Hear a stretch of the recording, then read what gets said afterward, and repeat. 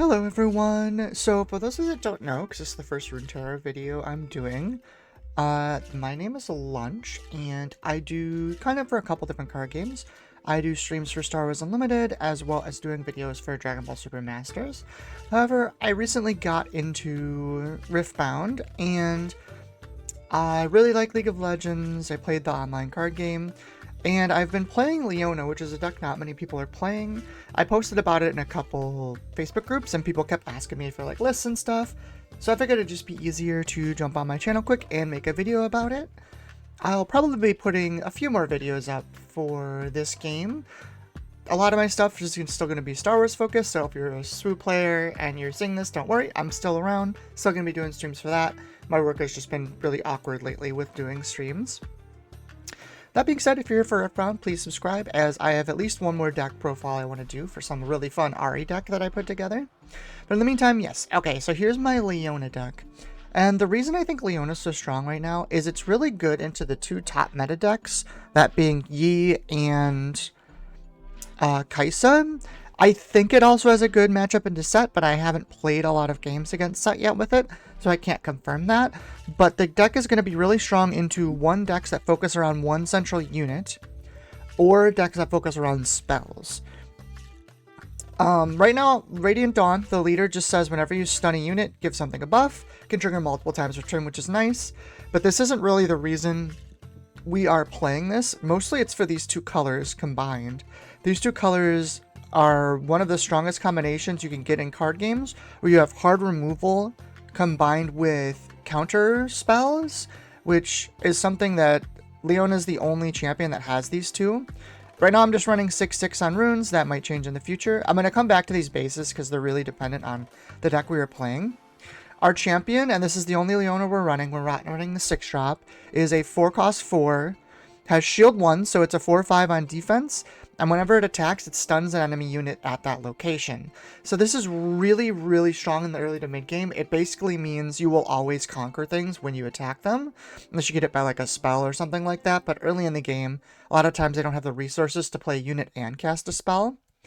Being a 5 on defense is very strong, and keep in mind, when we stun a unit, we can buffer. So she's actually a 4-mana 5 with shield 1 in this deck, which is an incredibly strong turn 4 play. 99% of the time this is going to be our turn 2, because we can have it in the champion zone.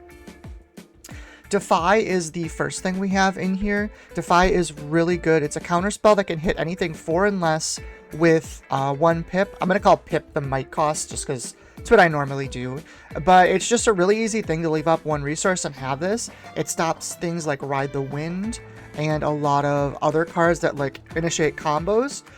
Quite a few of the removal spells, especially in Kaisa, this doesn't hit, but for a lot of other decks, this can be crippling if you hit certain cards, especially Ride the Wind. Ride the Wind is like the big one. If they plan a big E-turn and they try to Ride the Wind, you just stop it. A lot of times that you stuck at a base, you can kill it, and now you just kind of get to win the game. The first of our 2-drops is Stalwart Poro, just a really solid card, shield 1, 2/2. Hidden Blade, I still think for my argument is the best card in the game. I know people are going to disagree with me, but the ability to kill any unit in the game for 0 cost is absolutely crazy. And our curve is very low, so recycling cards for hidden actions is very easy. Also, a lot of times you can just keep this up in your hand with 2 resources open, and then it's a lot harder for your opponent to interact with as well. This card is crazy. Also, another thing to note is if you hide it at a battlefield and your opponent tries to clear your battlefield with a spell, normally you lose your hidden card, right? But you can activate Hidden Blade on your own unit and still draw the 2 cards. This card is absolutely crazy. Proceeding with more 2-drops, we have Daring Poro, who is just Assault with a 2/2, very solid. Meditation is our draw spell, and this deck does need draw power because you're playing a lot of low-cost cards. All you're going to do is, if something is already active at a base, you can exhaust it to draw 2. Just really easy. Also, we need things we can do with our resources. And so we're going to be leaving resources up on our opponent's turns for things like Wind Wall, things like Defy. We need other things we can do in case our opponent chooses to play units that turn. So it's really important to have cards like Meditation in the deck. Clockwork Keeper, another really solid 2-drop. Later in the game, you can recycle to draw a card. Things that have utility early and late are very strong. So later in the game, this is simply a draw 1 for 2 with a body, which is also solid. Zhonya's is a crazy card, obviously, but it's even better in Leona. Anytime our Leona unit on a base can get bounced back to our... I'm sorry, at a location can get bounced back to our base. I'll try and use correct terminology in case you're newer to the game. It's really beneficial for us because that means next turn we get to hit them with another stun attack. So Zhonya's not only allows Leona to fight, so you'll deal 6 damage in that battle, but it also brings it back to your base, which allows you to do a stun next turn, which means it's almost going to be impossible for them to hold on to locations. Next up, we have 3-drop Noxian Drummer. This is just a solid 3-drop. I wanted something that didn't recycle, so that's why I went with her. We have 2 of those. I only played 2 Zenith Blade. Zenith Blade can be a crazy blowout card. For those of you that don't know, it is Leona's signature spell. You stun an enemy unit at a battlefield, and then you move a friendly unit to that battlefield. So not only does that allow for movement, which is always really strong, it stuns, which means you're going to get a buff, and you're going to get a... you're probably winning that battlefield. If you use it with the Leona unit, since you're attacking as well, I'm assuming you're moving on to a location you don't control, you'll actually get to stun twice, because Leona will stun and Zenith Blade will stun. So you're basically never losing that battle. Another fun thing you can do with Zenith Blade, since it's an action, is you can use it to run away from showdowns and attack the other base, and you can actually score points on your opponent's turn, which is something that not a lot of cards can do. Shen is really, really important in this deck as well. Kind of like when I talk with Meditation, we need to be able to do things on our opponent's turn that isn't countering spells, while still being able to leave the resources open to counter those spells. Shen has reaction, so you can play him at any time. He's completely safe. The nice thing about this is, even if your opponent, like, doesn't attack a base, because obviously it's great. You can throw a shield 2 tank down for 3 at a base your opponent's attacking. If you do this on turn like 3 or 4, a lot of times you kind of just win the game because you'll kill multiple units. If Shen doesn't die, like, it's just crazy powerful. However, also if your opponent, let's say for example, chooses to play a spell or doesn't attack any bases in the turn, you can still play Shen because he's a reaction and not an action. Wind Wall is really important. This is how we beat decks like Kaisa. It can also be good in other situations as well. All it does is counter a spell. The last cards, we have 3 Solari Shieldbreaker. This is just a 3-cost 2 that when you play me stuns a unit. Obviously stuns are good in our decks. Remember, every time we stun a unit, we get to buff something. 2 Leona. This spot is kind of in fluctuation. I've been playing with Leona a little more so that I can both put a unit on a base and leave up resources for counter magic. It's especially good if you're playing it like earlier in the game. If there's a situation where for some reason you don't want to play Leona, you already played it, it died, you can play this instead. Originally this was the 4-cost set, which is just basically a big stat stick in this deck, is also fine if you don't like the idea of Leona. 2 Vengeance. This is just more hard removal. This is what makes us so good against decks like Set and Yi, is every time they play a Set or Yi, we just kill it. Importantly, having 2 pips here is really nice because it stops us from being hit by Defy, which is something that is relevant a lot of the time. Vengeance is also nice because it kills units anywhere, not just at battlefields like Hidden Blade does. Yasuo is just one of our late game units. Just a very solid thing. 6/6 when he attacks, he deals might to an enemy unit there. More important thing to think about with Yasuo too is we can use it with Zenith Blade, where we get to move to a battlefield, attack, stun something, and hit something for 6 with Yasuo. It'll actually be 7 if we order stuff correctly, because we get to put a buff on him as well. Just a very strong late game play if you need to do things like clearing big units. 2 Eclipse Herald. This is pretty strong in the end of our game. It's a 7-cost 7/7. When you stun an enemy unit, ready me and give me +1 this turn, and that's not once per turn. So this can get rid of big units. It's a big thing to sit on a base that's hard for them to deal with. And also technically we can move it multiple times if, for example, it lives a turn and we want to use it to attack the other base. All we have to do is move it back, stun something, and then move it forward again because it'll untap itself. And then I play one of Harness Dragon. This is just more removal. This one has a body attached. It's just kind of a super late game card that we have in case we need to clear big units late. So basically, the way this deck functions is you want to be bouncing back and forth with your Leonas. Hold on a sec. Let me go through our battlefields because that's actually relevant for this. So first off, I want to go over fortify position. All it is when you defend a unit, it gains shield 2. This is very good for if we're going to be able to take bases early, which is what this deck does. It allows us to sit like a Leona on this on 4. And now, congratulations, you're 4, 5 from shield, 6 from the buff, 7, 8. If you pop that on turn 3, they're not killing that base. Like, you're not getting through 8 by fighting. That's just not a realistic number. And that allows us to kind of attack the other base. Also, things like Stalwart Poro really benefit from it. It's just a really solid base if you're going to be playing aggressively. Reaver's Row is one of the most important cards in this deck. Basically, it turns Leona into an almost unstoppable, like, killing machine. Reaver's Row is when you defend here, you may move a friendly unit to base. So what you do is you have Leona attack here, stun, take the location. If your opponent tries to kill her by battle, you just bounce her back to your base, and then on your turn, you get to swing and stun again.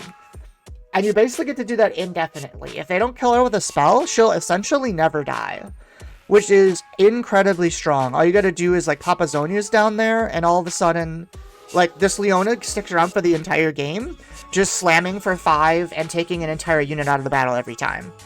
It's incredibly difficult to get through that. Reaver's Row, if you're playing, if this is your picked location, you should almost never lose. It's insane.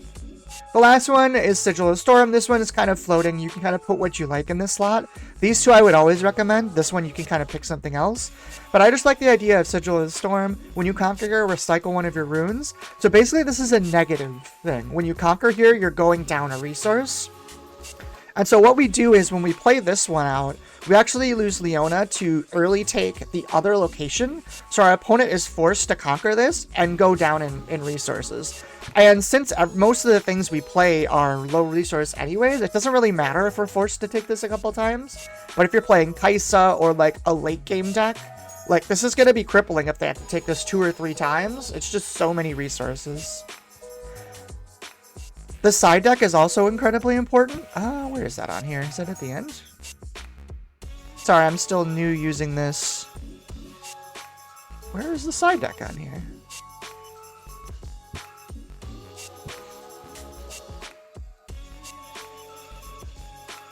Ah, here it is. Okay. Sorry, I found it. Okay, so side deck is also incredibly important, and one of the reasons this is so good into Kaisa is because we side into... Defy isn't so much for Kaisa, but a 3rd wind wall and 2 Mystic Reversals. If you play 3 wind walls, 2 Mystic Reversals, Kaisa's gonna lose. That's just kind of how it works. If you reversal a Acanthian Rain or, heaven forbid, a Time Warp, the game instantly ends usually. And if you wind wall a Acanthian Rain, you just traded 3 resources for 7, and Kaisa's probably not playing another unit. So now you get a full free turn. Heaven forbid you wind wall 2, the game just immediately ends. There's nothing they can do. And what is Kaisa gonna do? Like, not play spells? Like, that's kind of all they do. So against Kaisa, all you really have to do is kill their Kaisa that they play, drop these, and then put Hidden Blades down for when the big, like, -3/-3 Accelerate 7 cost comes down, and the game is over. They just can't really do much. We also play an extra Blast of Power, which is kill a unit at a battlefield at action speed. This is for decks like Yi and decks like Set, where they're putting a lot of their eggs into one unit. Blast of Power is even better because you can activate it on their turn, but even just hitting them with a Hidden Blade or a Vengeance after they've... Sure, they might clear like a unit or 2 first, but if they don't immediately have another one to play, their deck kind of folds apart.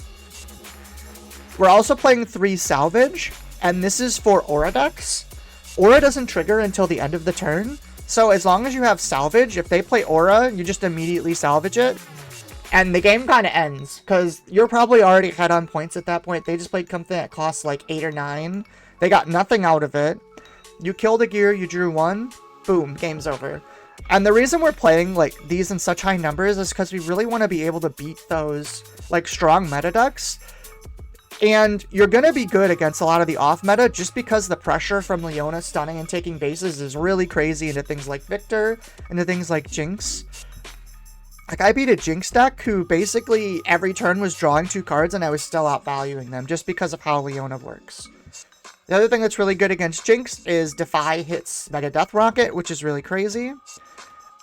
And yeah, so basically we're just kind of floating what we need into those decks. This is designed as a best of 3 deck. It would be a lot weaker as a best of 1 deck. So if you're playing best of 1 at your locals, you're going to kind of try to have to fold in the extra, maybe some salvages or some Mystic Reversals into the main rather than the side.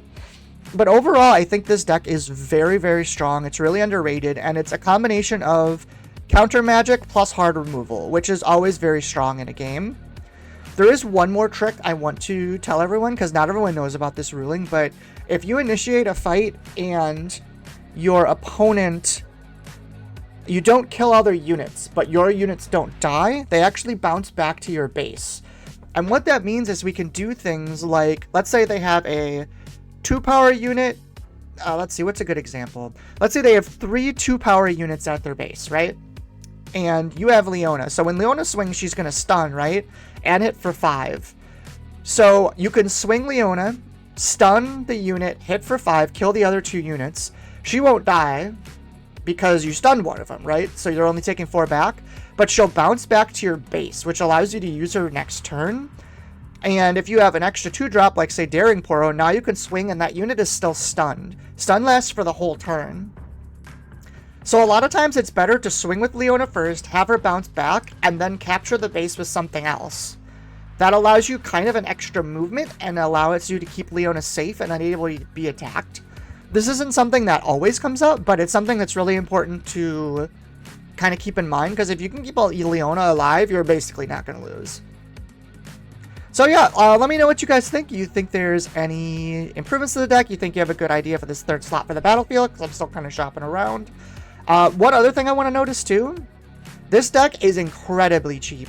This is in euros for some reason, but up here it says 76.70. Literally the only card that costs anything in here is Zenith Blade. I think they're like 20-25 bucks, and you only play 2 of them. I think technically Mystic Reversal is like 10 as well for the side. You could play it without it. I just think it's better with it. But the fact that this deck is so strong and so cheap means it's a really good option if you're new. It'll really improve your mechanics as well, because there's a lot of mechanical things to learn, like the bouncing backs, when to play your Leona back, when to activate your Zonias. There's a lot of like things that will make you better at the game in this deck as well. So I really recommend it. I hope you guys like. Please like, subscribe, and yeah, check out my Ari deck that'll probably be coming in the next week or 2. Bye!